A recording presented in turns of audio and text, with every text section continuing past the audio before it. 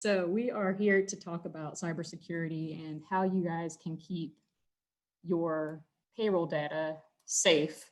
Cybersecurity is a huge topic these days, and it's not something that I think anybody can really avoid out in the world now.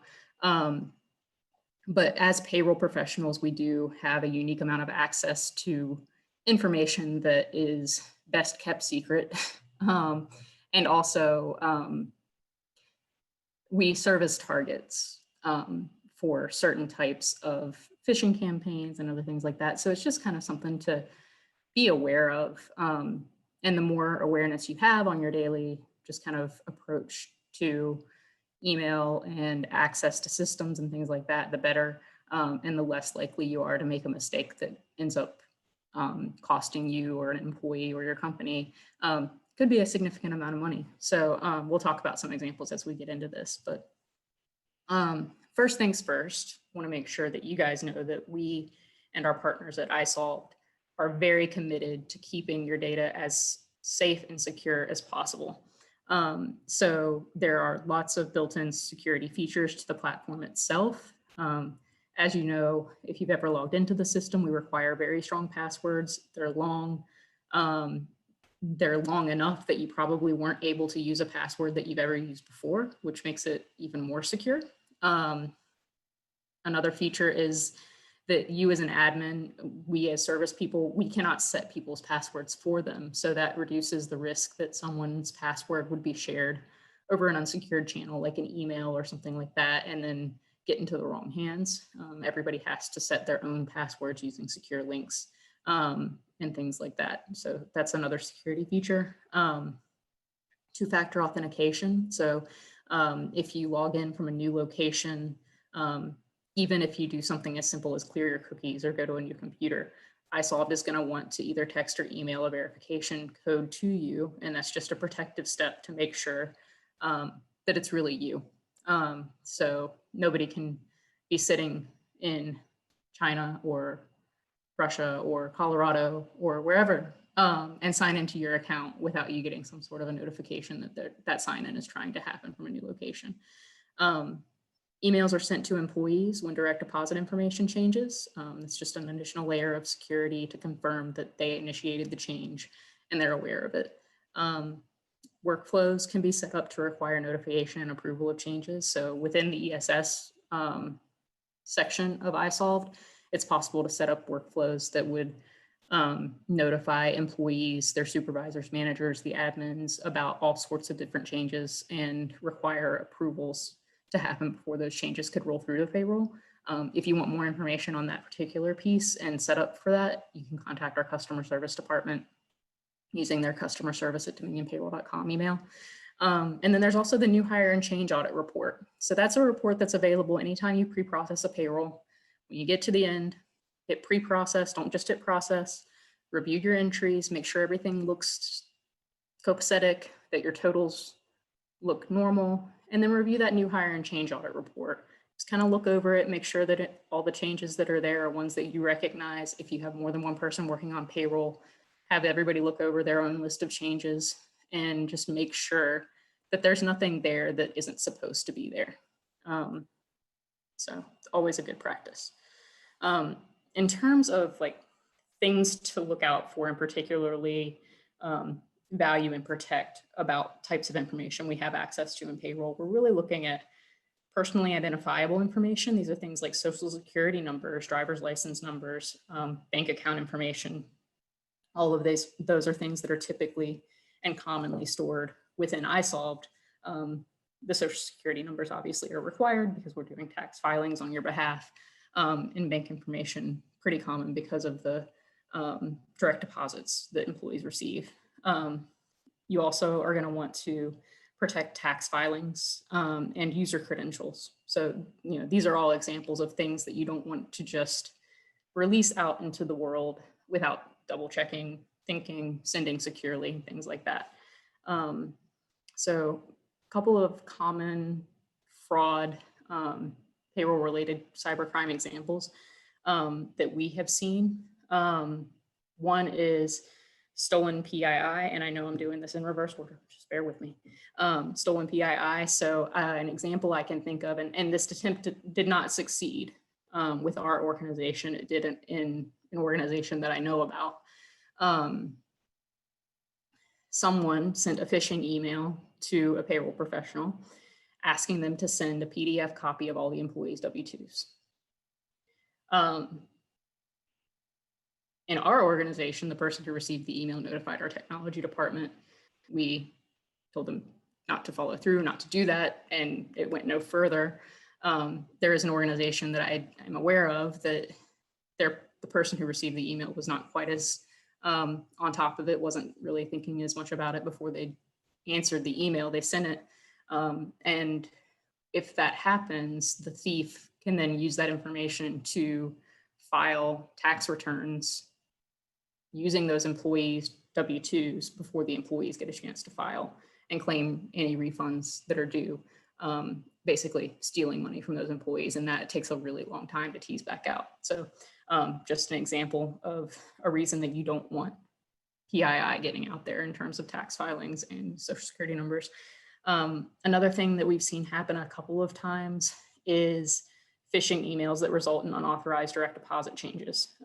So this is a situation where a payroll admin, who we've talked about as a great target for phishing attempts, gets an email.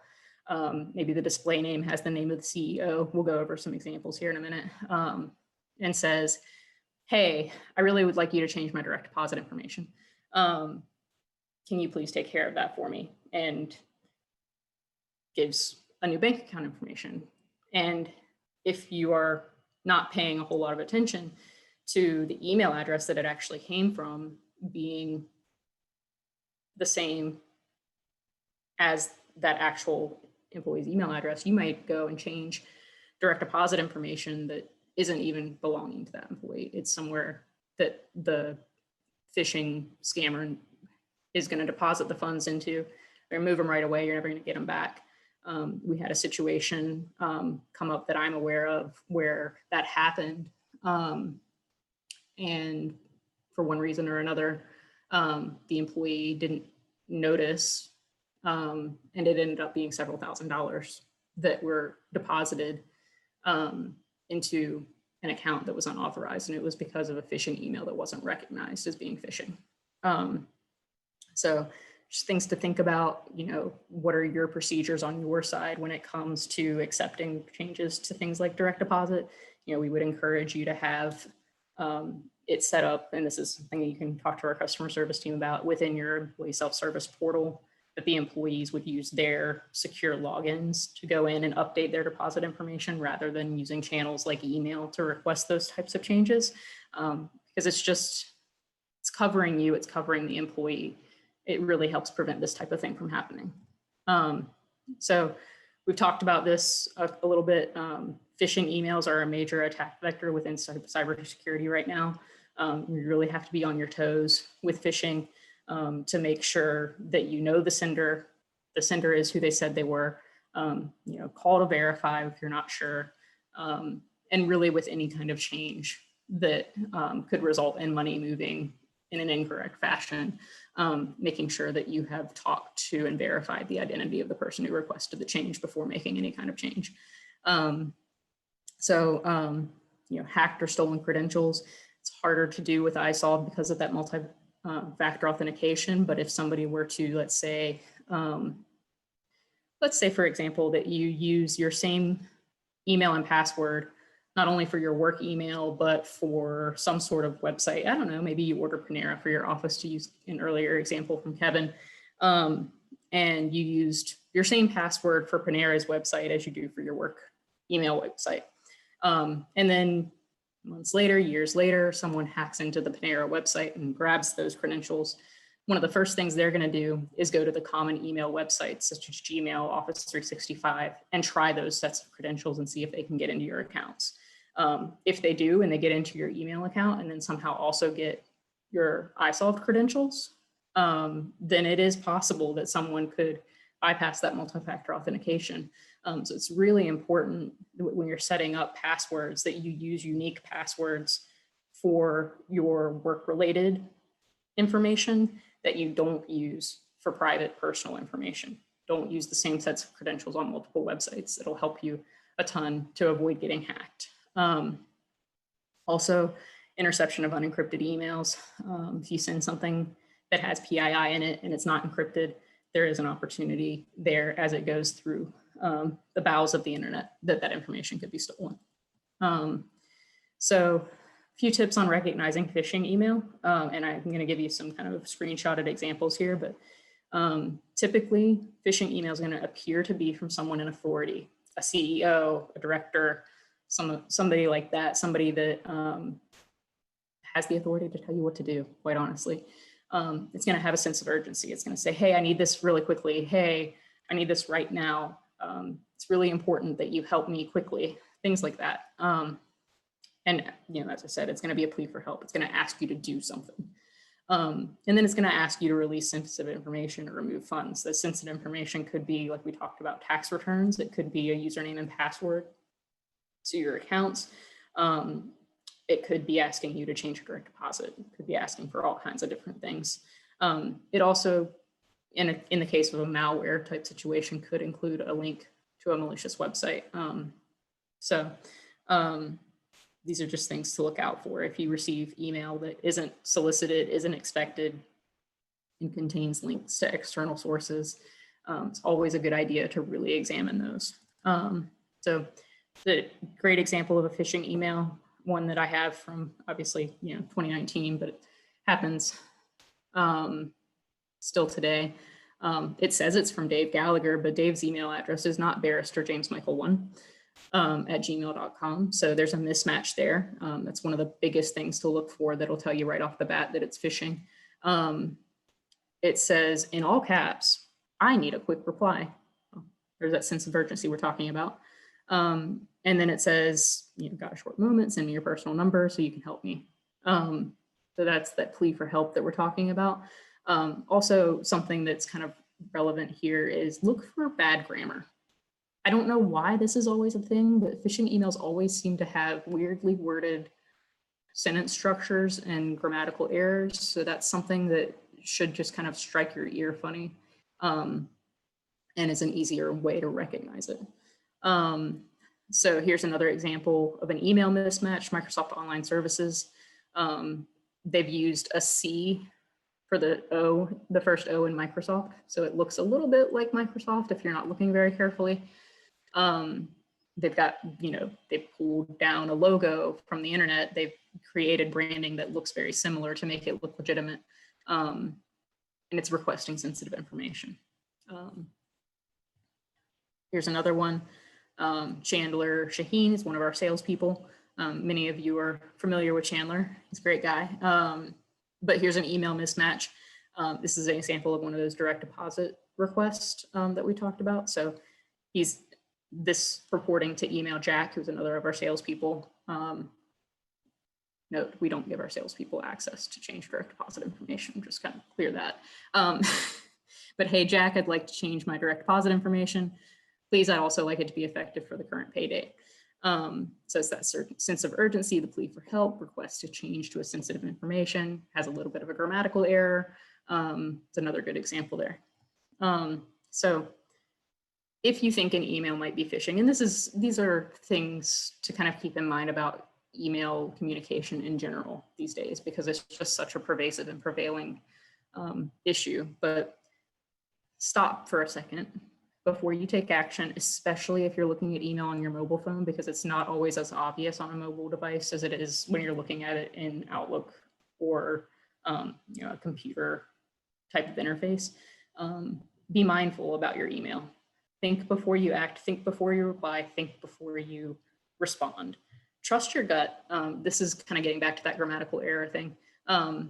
If it doesn't sound quite right, if you get an email and it doesn't sound like something your boss would really say, or he wouldn't say that way, that's something to think about. That's something to give you pause. So if you get into that situation, you should ask a trusted coworker to take a look at it. Somebody who has a good head on their shoulders is going to, generally somebody who is a suspicious sort is helpful. Any suspected phishing should be reported to your IT department. It's always good to have, the quote unquote professional take a look at it before you take any action. And then if you pass all of those tests and you're still not sure, it's always a good idea to confirm any requested changes to sensitive information or funds transfers. Now, when I say confirm, don't just hit reply to the email, because that's going to go to the email address it came from, which is not that person. And they're, of course, going to reply saying, yes, I meant to send you this. So if you've got a phone number that is that person's phone number, give them a call, ask them, hey, did you send this to me? Did you not send this to me? Is this something you actually want? You can, if you don't have a phone number, create a new email, type the email address that is that person's email, send that separately back to them and ask them about it, maybe with a screenshot of the email that you received. And those are things that'll just kind of help protect you. So moving on from the phishing and malware world of things, passwords. So I talked a little bit about having unique passwords for your work related stuff that are different than your personal related accounts. It is also important when you're creating passwords to make them stronger. Don't use information in the passwords that people could find out about you or your family just by a quick Google search or Facebook search. So not personal information, not your date of birth, not the name of a close relation or pet. I know I have a 7-month-old. It is very tempting to use her name as password. I have to stop myself. We don't do it. References to the college or the year you graduated, I see that happen all the time. Don't use single dictionary words. Don't put password as your password. That's very easy to get around and get into. And don't store passwords in your browser if you can avoid it. It's better to know your passwords. If your device were to get stolen and all of your passwords are stored in your browser, then whoever stole your laptop just has access to everything. Passphrases, I know I'm jumping around here. The most easy to remember and secure combination of things to do is a passphrase. So if you can pick, let's say, 4 relatively short words that don't appear to be related to each other, but are easy for you to remember, and string those together as a password, that's a great way to do passwords. You're more likely to remember it. Computers are less likely to guess it. So it's a really great way to kind of do that. And there are some services online that will actually generate strong passwords for you that are in that style. So those are great resources to take advantage of as well. In terms of communicating sensitive information, because there are times when that's necessary, avoid sending emails with PII. If you can, use channels that are secure. There are lots of really great secure file sharing websites out there. There's, secure cloud sharing stuff like SharePoint within Office 365 and OneDrive. Then there's also services like ShareFile, File Guardian, all kinds of encrypted file sharing services out there at different price points, and from free to not so free. Lots of great options out there, but avoid sending PII over unencrypted channels for sure. We at Dominion Payroll use ShareFile. So if you're sending us something that has PII on it, we do ask that you do that. You can access it by clicking on the secure file transfer link that's in our email signatures. And if you don't have a link to that file drop, you can always shoot an email to customer service and ask for the link. They'll be happy to give it to you. Whenever possible, upload interchange information directly in iSolved rather than sending it to us to do.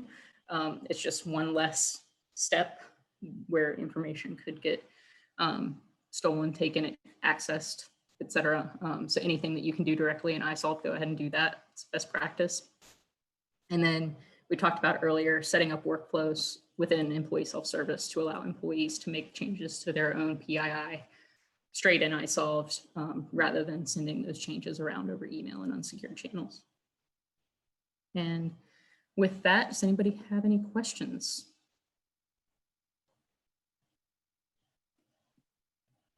So it doesn't look like we have anything in the queue there, but All that was right. a fantastic presentation. I know that it's not always the most exciting to dig into how to keep your data safe, but it's clearly important. Well, it's really exciting if you don't keep it safe. That's when it gets fun, right? Yeah, yeah. Exciting in the most horrible way possible. Absolutely. I will just pass on the compliment that so awesome just came through from an attendee. So